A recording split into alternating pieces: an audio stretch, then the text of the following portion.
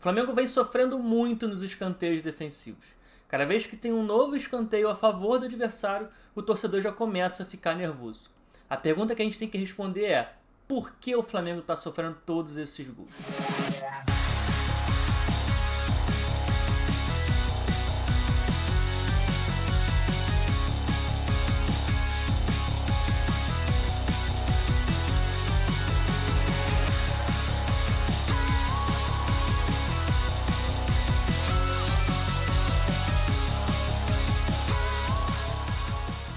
Fala galera, Bruno Pet na área para mais um vídeo. Hoje a gente vai fazer uma análise sobre esse problema recorrente que está acontecendo no Flamengo do Rogério Ceni, que são os escanteios defensivos. O Flamengo vem sofrendo muito nesse tipo de lance, nesse tipo de bola parada, e eu resolvi trazer aqui um compilado e uma análise bem detalhada de por que o Flamengo está sofrendo tanto nesse quesito. Bom, para a gente ter uma ideia, o Flamengo sofreu nessa temporada de 2021 23 gols. E desses 23, 9 foram vindos de escanteio, sejam cobranças diretas para alguém cabecear ou o rebote de um escanteio onde o time ainda estava organizado para se defender de um escanteio. Isso representa aproximadamente 39% dos gols que o Flamengo sofreu em toda a temporada, sendo 4 desses 9 gols tendo acontecido nos últimos 5 jogos. E quanto mais a gente catuca, mais a gente vai percebendo que o problema realmente é grave. 27 dos 84 escanteios que os adversários tiveram contra o Flamengo terminaram numa finalização. Isso representa 32% dos escanteios. E se a gente calcular o percentual de quantos dessas finalizações resultaram em gol, a gente vai perceber que 11% dos escanteios cobrados contra o Flamengo resultaram num gol. Ou seja, a cada 10 escanteios, o Flamengo sofre pelo menos um gol. E isso realmente é um número muito alto. Pra gente ter uma ideia, o Flamengo do Domenech em 2020 e o Flamengo do Jorge Jesus em 2019, eles sofriam muito menos com os escanteios. Bom, e a verdade é que quando você vai analisar no detalhe cada um desses 9 gols sofridos de escanteio, não tem meio que um padrão único, mas tem padrões sequenciais que é importante a gente trazer aqui. Se a gente parar para ver, os primeiros 2 gols sofridos de escanteio na temporada foram de escanteios cobrados bastante fechados na primeira trave. Foi o gol do Rezende e o gol do Madureira. Depois, o terceiro gol sofrido foi do Vasco, numa cobrança feita ali na zona central, entre o primeiro e o segundo pau. Ali, mais ou menos na zona do agrião, onde alguns gostam de chamar. Na sequência, o Flamengo toma 2 gols seguidos depois de perder a primeira disputa pelo alto. Então o escanteio é cobrado, o Flamengo perde a primeira disputa, a bola vai para o pé de um adversário e esse cara acaba fazendo o gol. Contra a Vélez e contra a Volta Redonda, os gols aconteceram dessa maneira em sequência. Posteriormente, contra a LDU e La Calera, foram de novo 2 gols muito parecidos de forma sequencial. Os 2 no primeiro pau. Os 2 ali entre a zona defendida entre o Bruno Henrique e o Willian Arão. E os últimos 2 gols sofridos contra a Fluminense e contra a LDU também é uma sequência de 2 gols muito parecidos. Contra o Fluminense, o Flamengo consegue tirar a bola da área, mas na sequência tem um novo cruzamento do Fluminense, onde os jogadores do Flamengo ficam em inferioridade e acabam sofrendo gol.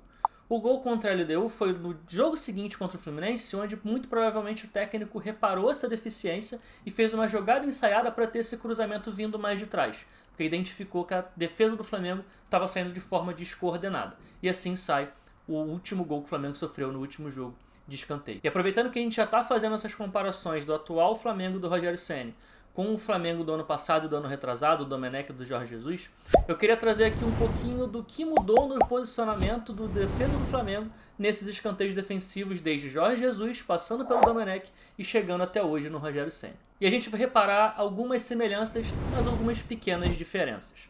No Flamengo do Jorge Jesus em 2019 era uma marcação quase que completamente zonal.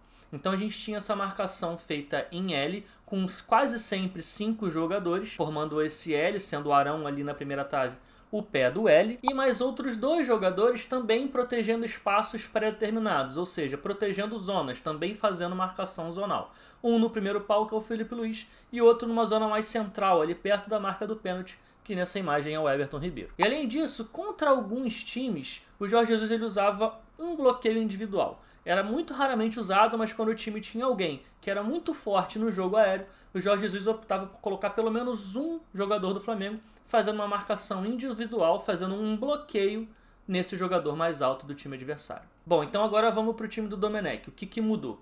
A gente vai perceber que é muito parecido, mas tem uma outra variação, uma outra diferença. Primeiro, a marcação também era em zona, também fazendo aquele mesmo L.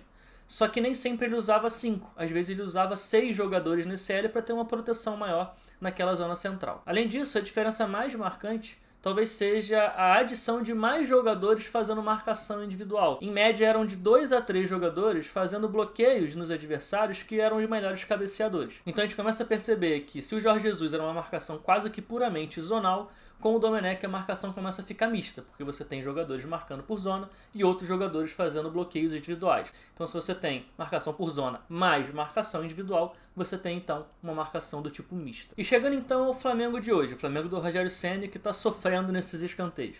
A gente vai reparar que a marcação também é do tipo mista. Então tem uma marcação por zona em L, também normalmente com 5 jogadores, e também alguns jogadores fazendo bloqueios. A diferença é que o Rogério usa mais essas marcações individuais. Às vezes tem até 4 jogadores fazendo esses bloqueios individuais, além desses jogadores marcando por zona. Bom, a gente reparou então que as diferenças elas existem, mas elas são sutis. Os sistemas de marcação eles são muito parecidos.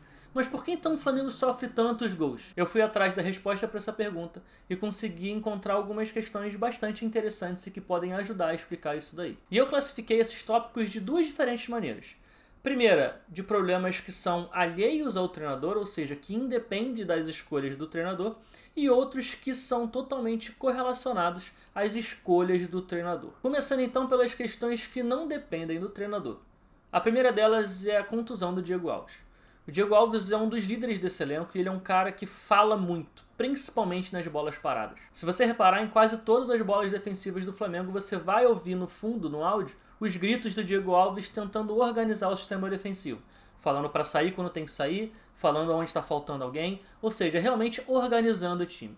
O Hugo e o Gabriel Batista, eles não têm essa característica, eles não são líderes do elenco, eles são bem mais jovens. E eles não têm essa liderança e esse poder de conseguir organizar alguém que talvez esteja num posicionamento errado, ou fazer com que a linha de defesa saia no momento certo depois que tem um rebote de escanteio, por exemplo. Talvez, por exemplo, os 2 últimos gols sofridos poderiam ter sido evitados se o Diego Alves estivesse no gol. Porque nos 2 a linha de defesa ela tinha que sair, e ela tinha que sair de forma organizada de dentro da área. E por ela não ter saído de forma organizada, o adversário conseguiu fazer o gol. O segundo ponto, que também é alheio às decisões do treinador, é a contusão do Rodrigo Caio. O Rodrigo Caio é o melhor jogador do elenco já há pelo menos 3 temporadas nos duelos aéreos. Se a gente pegar os números do Rodrigo Caio nessa temporada específica, a gente vai perceber que o aproveitamento nas bolas aéreas dele é muito alto, um aproveitamento de 79%. É disparado o principal jogador do elenco. Bom, agora a gente vai entrar nos tópicos que são diretamente correlacionados às escolhas de escalação e às escolhas de estratégia do treinador Rogério Ceni. A primeira delas é o papel do William Arão nas bolas paradas defensivas. Com o Domenech, com o Jorge Jesus nos anos anteriores, o William Arão ele ficava ali na primeira trave, no primeiro pau, protegendo o primeiro pau. Ele não ficava na principal zona que você precisa proteger nos escanteios que tem contra, que é aquela zona central, aquela zona ali entre a primeira e a segunda trave, onde normalmente ficam os melhores jogadores marcando ali quando o time faz uma marcação por zona. Só que a partir do momento em que o Rogério tira o Arão de volante e coloca o Arão de zagueiro, ele não tem mais um desses zagueiros, que teoricamente são muito bons nos duelos aéreos. E aí o Arão passa a ter que cumprir uma função diferente na bola parada. Ele não mais protege a primeira trave. Ele tem que proteger essa zona central, onde o Flamengo precisa ter os seus melhores cabeceadores. E quando a gente vai olhar para os números do William Arão nos duelos aéreos, a gente vai ver que ele não é nem de perto um dos melhores. Ele tem um aproveitamento de só 56%. Comparativamente aos outros zagueiros todos do elenco, ele tem um número abaixo, ele é inferior nesse tipo de disputa. E além disso, nessa zona que é a mais importante que o time precisa defender nas bolas aéreas, o Arão tem um companheiro que é o Bruno Viana. Essa mesma zona, em 2020 com o Domenech, era protegida pelo Rodrigo Caio e pelo Gustavo Henrique, às vezes até pelo Léo Pereira também, que revezou muito naquela época, e em 2019 era pelo Rodrigo Caio e pelo Pablo Mari. Quando a gente olha para os números dessas duplas que protegiam a principal zona, a zona mais importante que precisa ser defendida nos escanteios defensivos, a gente percebe que Bruno Viana tem apenas 65% de aproveitamento nos duelos aéreos, enquanto o William Arão tem 56%. Em 2020 e em 2019, o aproveitamento desses 2 jogadores que ficavam nessa zona central eram acima dos 70%. Hoje, nenhum dos 2 zagueiros que protegem a área tem um aproveitamento acima dos 70%. Então a gente começa a perceber que realmente, individualmente, o time do Flamengo hoje é mais frágil nos duelos defensivos. E isso por si só já explica bastante coisa. Um outro ponto que é bem sutil, mas que faz alguma diferença na forma com que o Flamengo defende com o Rogério Ceni nos escanteios, é o posicionamento dos laterais. Com o Jorge Jesus e com o Domenech, os laterais eles sempre protegiam o lado do qual eles são de origem. Ou seja, se o escanteio é do lado direito do gol, o lateral esquerdo vai ficar protegendo a primeira trave e o lateral direito vai proteger a segunda trave. Se o escanteio muda de lado, os laterais se mantêm do mesmo lado onde eles jogam de origem. Ou seja, o lateral direito passa a proteger a primeira trave e o lateral esquerdo passa a proteger a segunda trave. Mas o que isso traz de diferença? A diferença é que no momento em que você transiciona do escanteio para voltar a colocar a bola em jogo, se os laterais eles já estão do lado certo, fica muito mais curto, a rota que eles precisam fazer fica muito menor para poder recompor e voltar a compor a linha de 4 e voltar ao Flamengo jogar com a bola no pé, com a bola rolando. Só que com o Rogério Ceni, as posições dos laterais nas bolas paradas são fixas. Então a gente vai perceber que o lateral direito, o Isla, ele quase sempre faz a marcação na segunda trave, independente de qual dos dois lados do campo o escanteio está sendo cobrado. Isso quer dizer que se o escanteio estiver sendo cobrado do lado esquerdo do gol do Flamengo, o Isla ele vai estar do outro lado do campo, ou seja, mais perto do lado esquerdo. E se o Flamengo precisa sair e transitar para algum passe curto ou para algum rebote, o Isla vai acabar tendo que se posicionar como lateral esquerdo, enquanto o Felipe Luiz, que às vezes faz bloqueio e às vezes defende a primeira trave, ele vai estar protegendo e vai estar recompondo a linha de 4 pelo lado direito. Essa é uma diferença sutil, que às vezes pode não fazer tanta diferença ou não trazer muitos problemas. Mas o lateral esquerdo, ele é lateral esquerdo a carreira inteira e tem motivos para ele ser lateral esquerdo. O lateral direito, a mesma coisa. A partir do momento em que eles estão invertidos, talvez eles não consigam perceber os espaços no campo que eles precisam proteger exatamente. E eles podem acabar se confundindo e trazer problemas para o time. Bom, no fim das contas não é muito simples a gente vir aqui e cravar como resolver o problema do Flamengo nos escanteios defensivos. Eu tentei trazer o máximo de explicações e possíveis questões que podem fazer com que o Flamengo esteja sofrendo muito nesse tipo de bola. Mas eu não tenho a pretensão de vir aqui dizer como resolver esses problemas. Esses problemas são muito complexos. O próprio treinador tem mais informações internamente para poder saber quais peças mexer, como modificar para conseguir melhorar. E para melhorar talvez tenha que passar por trocar jogadores, voltar a colocar jogadores mais altos. Pode ser, mas contra a LDU na última partida, ele optou por colocar o Léo Pereira de lateral esquerdo, só para poder ter mais um jogador alto junto com o Gustavo Henrique, junto com o Bruno Viana e junto com o Arão, e mesmo assim não adiantou. O Flamengo sofreu um gol de escanteio. Então eu não acredito que passe também só por mudança de jogadores, por problemas individuais. Acho que passa também um pouco por problemas coletivos de posicionamento do Flamengo nesses momentos do jogo. O fato é que o Rogério tem um problemaço nas mãos e ele precisa resolver isso o mais rápido possível.